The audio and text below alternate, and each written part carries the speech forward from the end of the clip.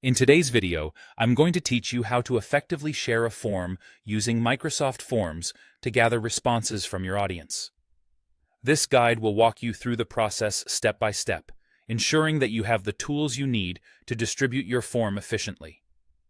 First, begin by navigating to Microsoft Forms and signing in with your account credentials. If you haven't set up an account yet, you'll need to do so before proceeding. Once you're logged in, you can either open an existing form you wish to share or create a brand new one from scratch. Microsoft Forms makes it straightforward to start from either point, depending on your needs. After you've opened or created your form, you'll want to look for the option that reads Send or Collect Responses. These buttons are typically located at the top of your form interface.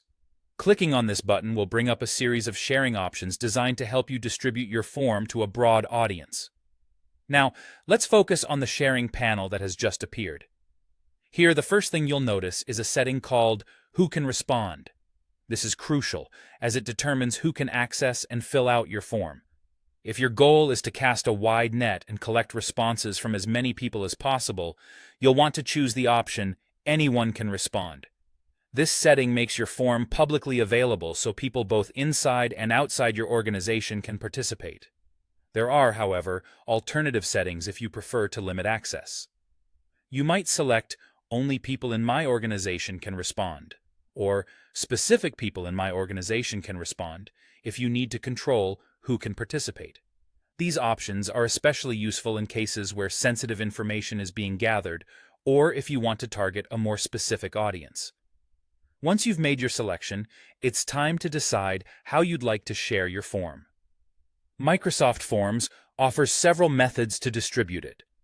If you chose the option that allows anyone to respond, you'll see several sharing options available to you. The most straightforward method is to simply copy the link provided. You can paste this link anywhere you see fit, such as in an email or a message, to make it easily accessible.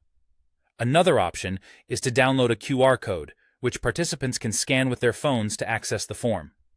This is particularly handy for live events or printed materials.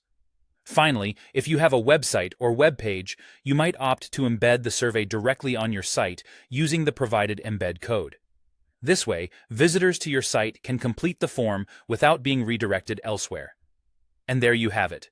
By following these steps, you can distribute your Microsoft form effectively, inviting responses from the audience that best suits your goals.